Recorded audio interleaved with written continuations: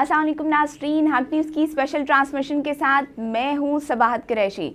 महंगाई की बात की जाए तो जिस तरह के हालात हैं आजकल, महंगाई की ज़िम्मेदारी कोई भी सियासी जमात लेने को तैयार नहीं है।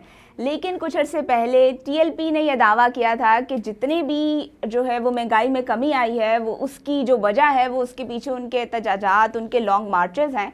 और इसी हवाले से गुफ्तगू करने के लिए आज TLP के अमीर साद हुसैन रिजवी साहब के तर्जुमान हमारे साथ स्टूडियो में मौजूद हैं, डॉक्टर मोहम्मद यासीन मलिक।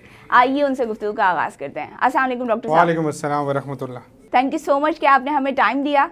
और हम इसी सवाल से आगाज़ करते हैं कि वैसे तो हम आपको काफ़ी अरसे से मीडिया में देख रहे हैं, तो ये बताइए कि सियासत में आने का किस तरह से ख्याल आया? सियासत ख्याल तो चलें, एक बात की बात है, वर्कर तो हम शुरू से थे। मुख्तलिफ जिस तरह एक गरीब का बच्चा, मिडिल क्लास का बच्चा, लोअर मिडिल क्लास का बच्चा करता है कि परचम लहराता है, अपने आप को चीफ सपोर्टर रख के जो है वो खुश रहता है। या फिर नीचे MNA साहिबान तकरीर कर रहे होते हैं तो हम वो जो बालकनी का ऊपर वाला हिस्सा नहीं होता जहाँ पे बैठ के क्लैपिंग होती है, वो करना अपने लिए खुशकिस्मती समझता है। या इन मेम्बरान के साथ सेल्फ़ी लेके अपलोड करके बड़ा खुशी का इजहार करता है कि आज मैंने बड़ा तीर मार लिया। तो वो वाले जज्बात तो बतौर कौम जो गुलामी के हमारे अंदर डाले गए हैं वो शुरू से थे।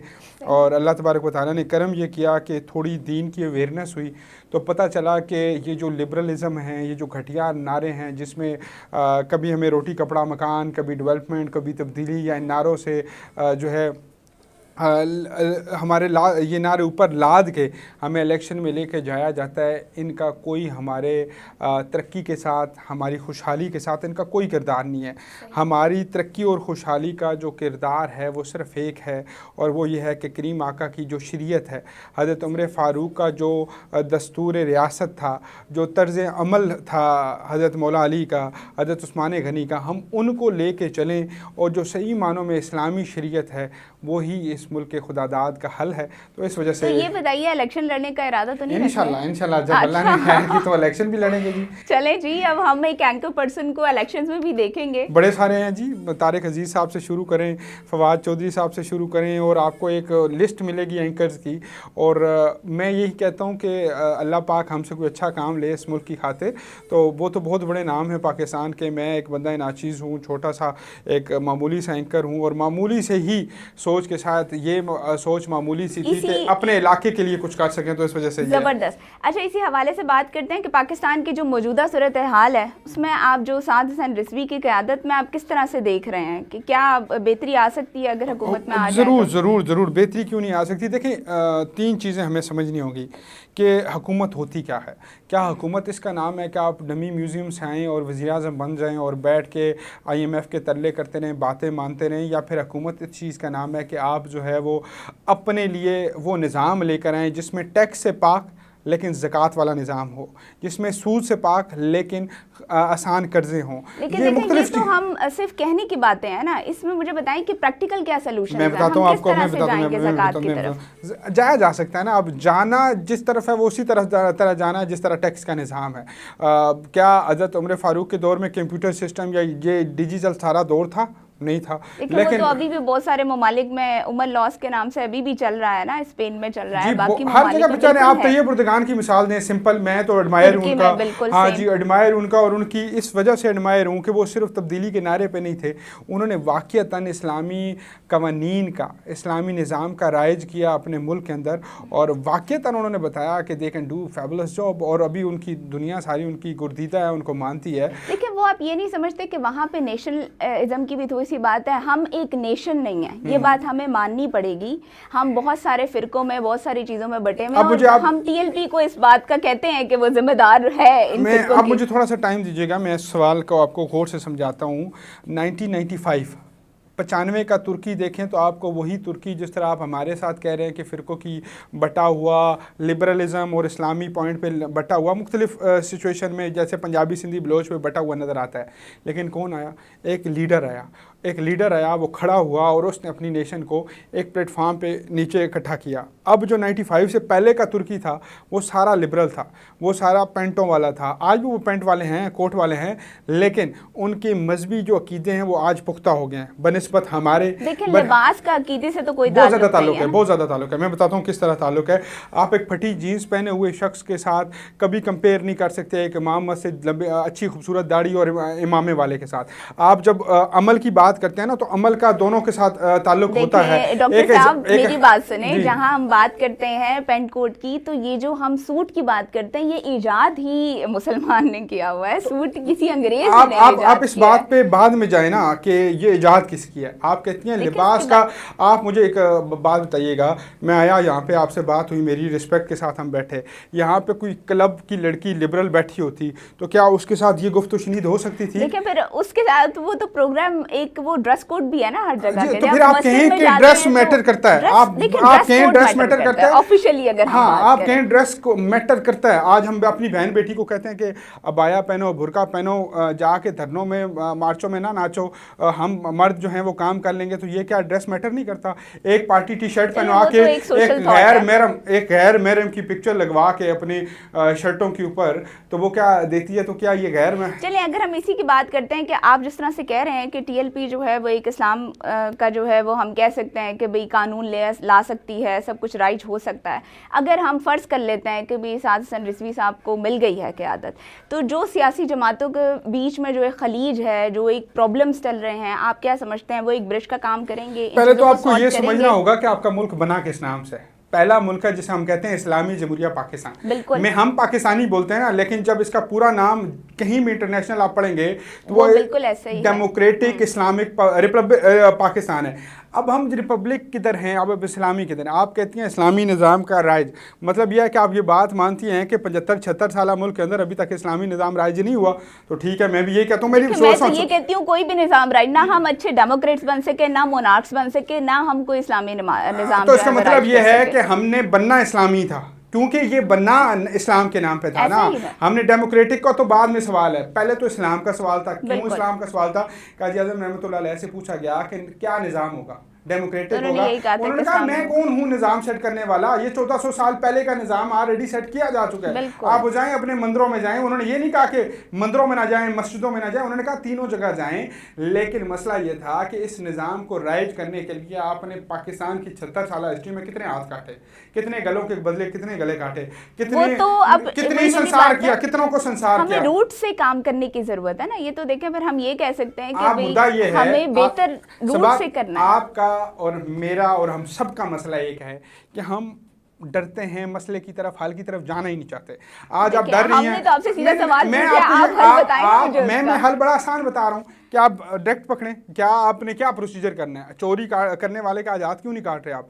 आज आप जो छोटी छोटी बच्चियां हैं, जैनब, फातिमा, इन जैसे वाकयात होते हैं, इनको क्यों नहीं चौकों में सरेआम लटकाते? क्या तो इसमें टीएलपी का क्या किरदार है? इतना चाइल्ड लेबर हो रहा है, बहुत कम जो है वो रिपोर्ट होता है। अब तो वही वाली बात है कि जहाँ रिपोर्ट होती है, जब जैनब का केस रिपोर्ट हुआ तो हमारे पास प्रोसीजर्स, बाकी चीज़ें आ गई। बहुत सारी ऐसे बच्चे बच्चियाँ हैं, हम सुनते हैं मदारिस में ये काम हो रहे हैं, उसके बारे में आपकी क्या राय है? पहली तो बात यह है कि टीएलपी का किरदार बड़ा महदूद कर दिया गया। हमें इलेक्ट्रॉनिक मीडिया पे इतनी पब्लिसिटी मिलती है कि एक टिकर हमारा चल जाता है। हमारे लोग बिठाने से ये डरते हैं। दूसरी चीज़ ये कि अपने आप को लिबरल कहने के लिए टिकटॉक और मुख्तलिफ ऐप्स हमारे लिए पाबंदियाँ हैं। सिर्फ यूट्यूब पे हमें थोड़ी सी आज़ादी है कि हम अपना जो है पॉइंट रख सकते हैं। बाकी इन पाबंदियों के साथ भी अल्हम्दुलिल्लाह सुम्मा अल्हम्दुलिल्लाह टीएलपी जब मेंबरशिप की बात होती है तो दुनिया की 10वीं बड़ी जमात और पाकिस्तान की मेंबर्स के हवाले से रजिस्ट्रेशन, यानी हर स्ट्रीट में हमारा वोटर है, हर मोहल्ले के अंदर हमारा वोटर है, हर तहसील, हर ज़िले के अंदर हमारा वोटर है। पाकिस्तान की लार्जेस्ट पार्टी, इंटरनेशनल सर्वे होता है तो बनती है।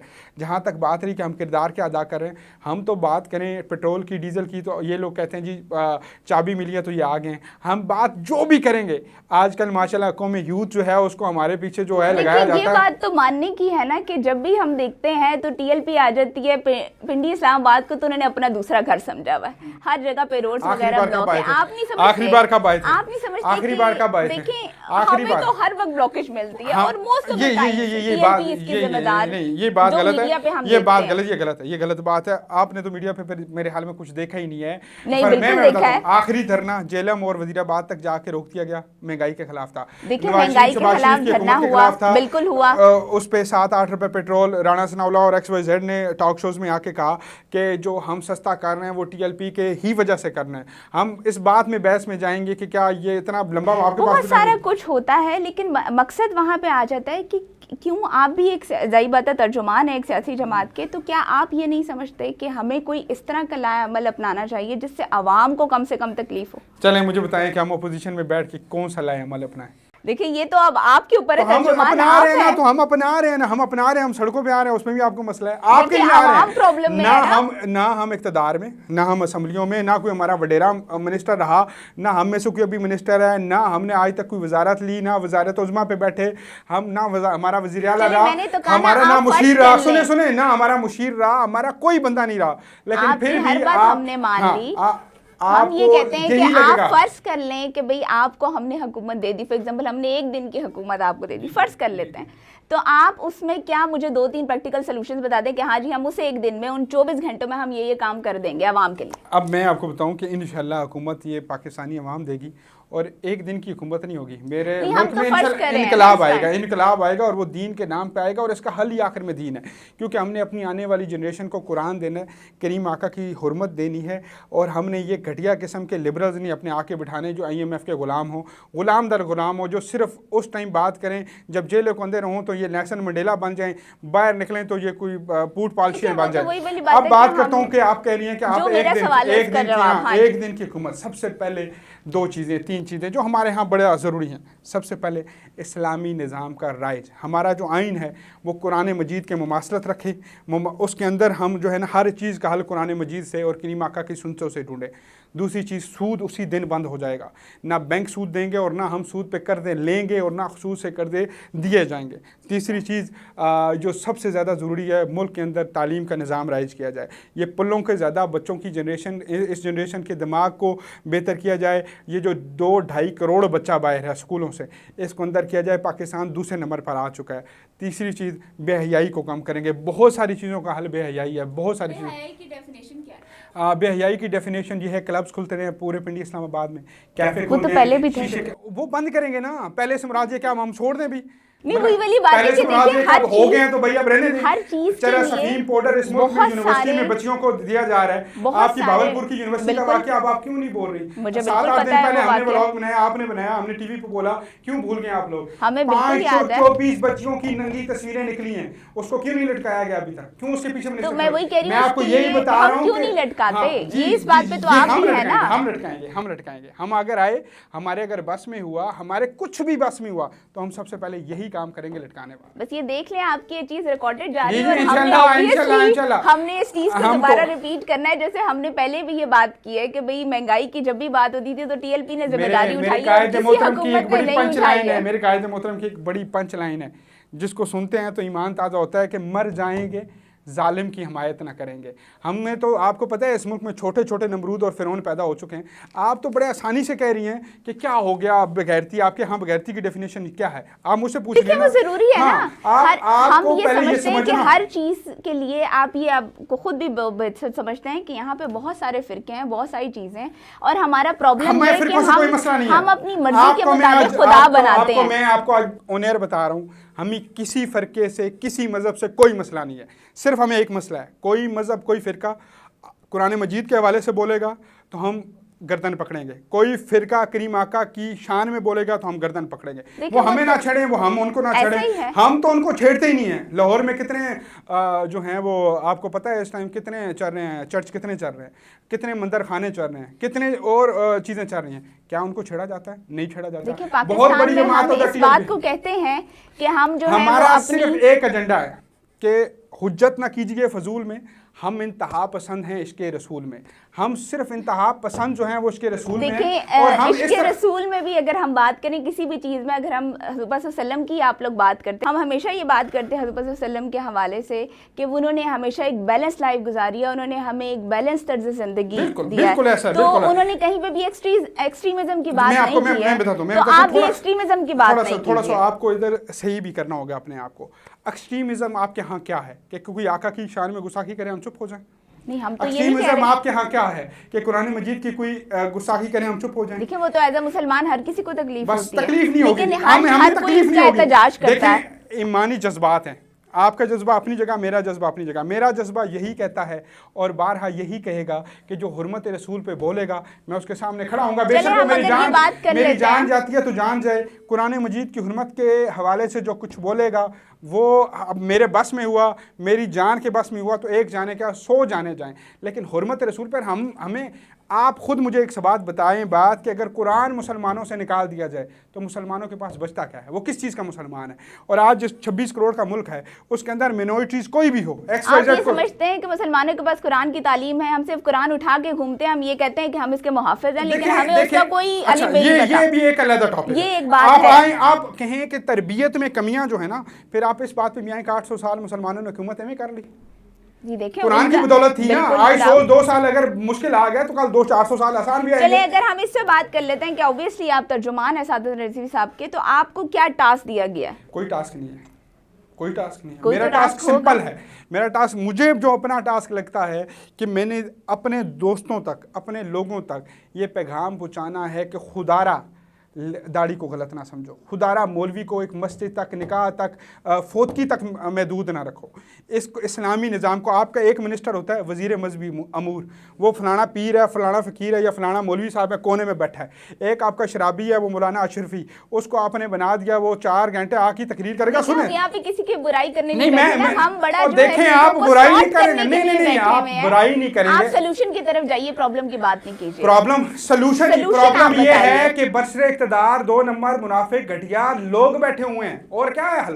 305 का पेट्रोल हो गया बांग्लादेश में, डेमोक्रेसी की हमारे पास, हमारा मसला ही आप क्यों डरती हैं? बात करते हैं, बात इसमें डरने की बात ही नहीं है। तो फिर हक की बात तो करने देना कि जो हम तो बैठी हक चैनल पे हुए हैं, हम किस तरह से हक की बात नहीं करेंगे? हम तो फिर पाकिस्तान में बैठे हुए हैं, तो इसको पाक करने की क्यों बात नहीं करते? हम क्यों डरते हैं ये कहते हुए? देखें मेरी बात सुने, मेरी चैरिटी बिगिंस फ्रॉम होम ना, हम कहते हैं मेरी बात सुनिए, मेरी मेरी बात सुनिएगा। बतौर कौम हम पता है किस चीज़ से डरते हैं कि सूद बंद हो गया तो पता नहीं हमारा क्या हो गया, ये शराब खाने बंद हो गए तो हमारा क्या हो गया। मेरी पहली बात सुनिएगा, ये बैंक बंद हो गए, ये मुनाफे बंद होगी, बहुत सारी चीज़ें हम डरते हैं ना जिससे कि बेहयाई बंद। हालांकि डायरेक्टली ना मेरा ताल्लुक है बेहयाई के साथ, ना आपका है, ना सूद के साथ मेरा ताल्लुक है, ना आपका है।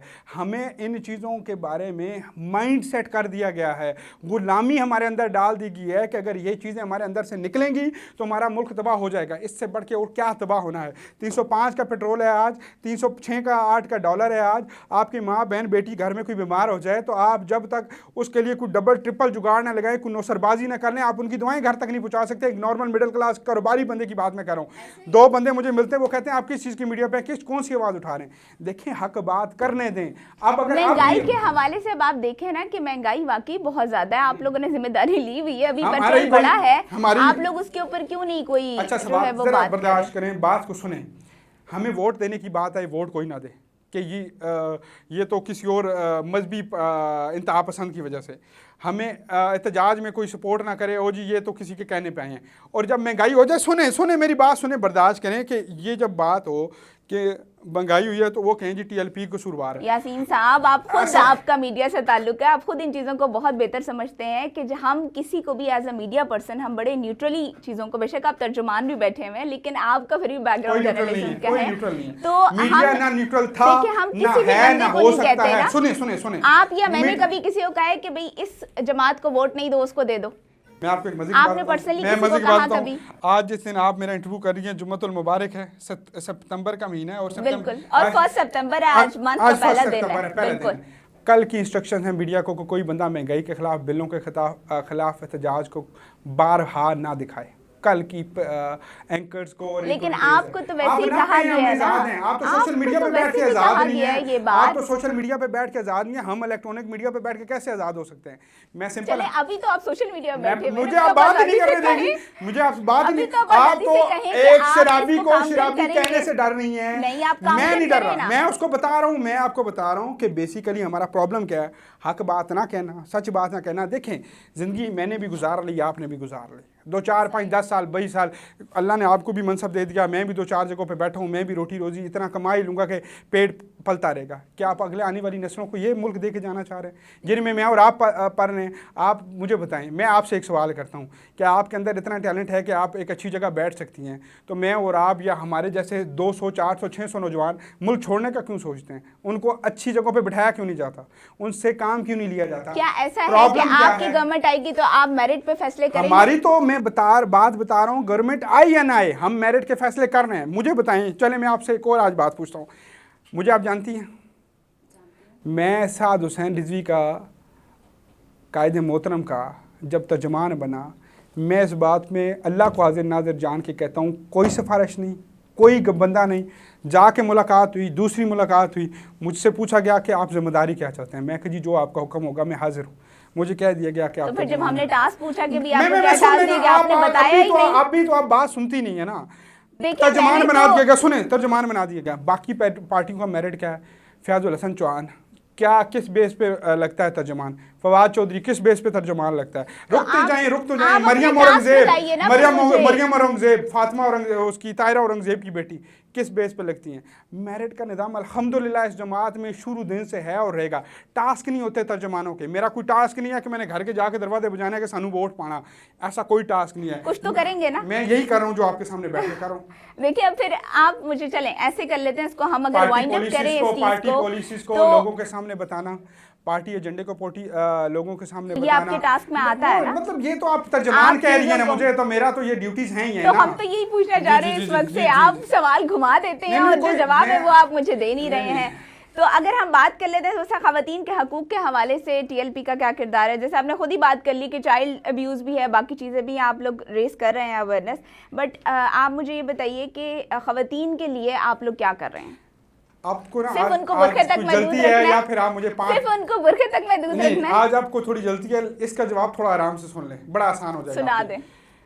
मेरा जिस्म मेरी मर्जी का एक नारा लगा, मैं उसके ख़िलाफ़ हूँ और हर गैरतमंद पाकिस्तानी, इस्लाम को मानने वाली औरत, माँ बाप, बच्चे जो भी इस्लाम को मानते हैं, छोटे बड़े, वो उस नारे के ख़िलाफ़ होंगे। मेरा जिस्म के ऊपर मेरी मर्ज़ी नहीं है, अल्लाह तबारक व तआला की मर्ज़ी है, पहली चीज़। दूसरी चीज़, हम किस औरत की बात करते हैं हक़ की, वो ज़रा गौर से सुनिएगा। हम बात करते हैं कि अगर दीन मोहम्मद ने, शरीयत ने ये हक़ दिया है कि औरत को बाप की जायदाद में से हिस्सा मिलना चाहिए, तो उसको हिस्सा मिलना चाहिए। समझ आइए आपको बात। पहला मसला जो आजकल किसी लिबरल आंटी को, बच्चे को नहीं पता, जीन्स छिकी हुई पहनेंगे, यहाँ पे प्रेस क्लब के सामने खड़े हो जाएंगे, प्ले कार्ड उठा लेंगे और इतने घटिया नारे लगाएंगे जिनमें इनको पता ही नहीं होगा। और अल्लाह माफ़ करें, इनका शजरा नस्ब भी कोई नहीं होता, ना इनका इस्लाम के साथ ताल्लुक़, ना किसी और के साथ ताल्लुक़। इनका जो घटिया सा नारा लगा होता है उससे अयां हो जाता है कि ये ना मेरे करीम आका की सुन्नत को मानने वाली हैं, ना हज़रत खदीजतुल कुबरा को मानने वाली हैं, ना हज़रत फातिमा ज़हरा को मानने वाली हैं। हमारा ये मुतालबा भी रहता है और हमारा ये मुतालबा रहेगा भी कि इस्लाम बेटी को एम्पावर किया जाए, उसको पढ़ाया जाए, इतना पढ़ाया जाए कि उसने आने वाली जनरेशन तैयार करनी है, उसने सलाहुद्दीन अयूबी पैदा करना है, उसने सुल्तान हैदर टीपू पैदा करना है, उसने अजीम बेटा पैदा करना है जो इस मुल्क की खिदमत कर सकेगा, और ख़िदमत वो करेंगे। इसलिए माँ का पढ़ा लिखा होना हमारे लिए बहुत बहुत ज़रूरी है। और ये मिडल की तालीम या मैट्रिक की तालीम की मैं बात नहीं कर रहा, माँ को एक अच्छा टेक्निकल, वो किसी भी टेक्निकल हवाले, PhD हो सकती है और कोई भी टेक्निकल हवाला हो सकता है। एक मैंने आपको पॉइंट रेज़ किया कि जायदाद में उसको हक़ मिलने के लिए बेहतरीन किस्म की कानून साजी TLP करने के हक़ में, और इंशाल्लाह हम करेंगे। आपकी बात को मैं आखिरी कोड करके, मैं तसल्ली से सुन रही हूं अभी आपकी बात को मैं आखिरी कोड करके, कुछ दिन पहले कायदे मोहतरम एक 14 अगस्त के इवेंट में गए तो वहाँ पे कुछ बच्चियों को नचवाया जा रहा था। छोटी बच्चियाँ 4-4 साल की, 5-5 साल की, हार्डली 7 साल की बच्चियाँ थीं। वो अगर आपका ये एडिटर जो है वो ढूंढेगा यूट्यूब पे तो उसको मिल जाएगा। कायदे मोहतरम ने उनको रोक दिया और वो जब गए स्टेज पे गए तो उन्होंने कहा कि हमें तंग नज़र ना समझा जाए, हम डरते हैं इस चीज़ से कि आज हम इन बच्चियों को नचवाना शुरू करने लगे हैं, एक घुट्टी पिलाने लगे हैं, तो क्या कल इनकी तरबियत इस कदर हो सकेगी कि ये जब बेटे पैदा करें तो वो एक जंगजू पैदा हों, वो इस्लाम के रखवाले पैदा हों। तो हम अपनी बहन बेटियों को रिस्पेक्ट की निगाह से देखना चाहते हैं, उनको क्वीन बनाना चाहते हैं। वो फेसबुक वाली क्वीन नहीं, मामा की परी वाली नहीं, या एंजल परी नहीं, वाक़ियतन जो क्वीन होती है हम उसको वो बनाना चाहते हैं। देखिए, क्वीन बनाने के लिए वही वाली बात है, दोनों जेंडर्स को एक तो अपने अपने रोल्स को बहुत अच्छे तरीके से प्ले करना पड़ेगा। मैं कहता हूँ कि करीम आका के अलावा हज़रत अम्मा आयशा के साथ दौड़ लगाई, लव मैरिज, ठीक जो है, हकूक हर चीज़। हज़रत फातिमा तो ज़ारा के घर में उनको लेने गए तो मौला अली जो हैं वो घर में नहीं है। हज़रत फातिमा को कहते हैं चल पुत्र घर चलिए, फरमाया अब्बा जान आपने ही कहा था कि शोहर तुम्हारा मुजाजी खुदा है, रुक जाइए, मुझे हज़रत अली को आने दीजिए, मैं पता करके जाऊँगी। वहीं पर खड़े हो गए करीम आका, वमार सल्ला कर रहमतुल लिल आलमीन, महबूब अगर तुझे बनाना मकसूद ना होता तो खुदा की कसम मैं चिरिंद परिंद दरिंद कुछ ना बनाता। वो करीम आका खड़े हो गए और फातिमा तो ज़ारा के शोहर नामदार, कौन सा शोहर? हज़रत मौला अली, बेशक मकाम आला, रुतबा आला, लेकिन एक मजदूरी करने वाला शख्स जो है वो करीम आका उसका वेट कर रहे हैं। क्या वजह? मजाजी खुदा आए, पूछा, कहा कि आप ले जाते, फरमाया कि फातिमा ने ये कहा, तो आंखों से अश्क तारी हो गए। इस्लाम तो ये बात करता है बेटियों के हवाले से, दोनों के हवाले से हम कहीं पे भी, आप ये कभी भी अपने ज़हन से निकाल दें, अपने ज़हन से निकाल दें कि औरत का हक जो है वो इस्लामी हुकूमत मारेगी या कोई भी इस्लाम मारेगा। जब भी कोई इस्लामी हुकूमत आएगी तो वो हमेशा औरतों के हकूक़ की बात करेगी, वो उनको एम्पावर करने की बात करेगी, ना कि उनको जो है वो परेशान करेगी, ना उनके। चलिए जी, इसी पे हम जो है वो इस चीज़ को क्लोज़ करते हैं। अगर हम दरिया को कूजे में बंद करें और TLP की बात करें तो इन्होंने बारहा ये बात की है कि मेरिट पे फैसले किए जाएंगे, चीज़ों को बेहतर किया जाएगा। और सबसे ज़रूरी बात जो इन्होंने की, मुझे भी एज अ खातून पसंद आई, कि जो औरत की अगर हम बात करें विरासत की तो उसको उसका हक दिया जाएगा, वजूद ज़न से तस्वीर कायनात में रंग। तो इसी जो है वो बात के साथ कि हम उम्मीद करते हैं कि पाकिस्तान का मुस्तकबिल बेहतर होगा। जो भी सियासी जमात है, हम तो यही चाहते हैं कि हमारे लिए एक बेहतर मुल्क छोड़ के जाए, हमारे आने वाली नस्लों के लिए। तो इसी के साथ हमें इजाज़त दीजिए। अल्लाह निगहबान।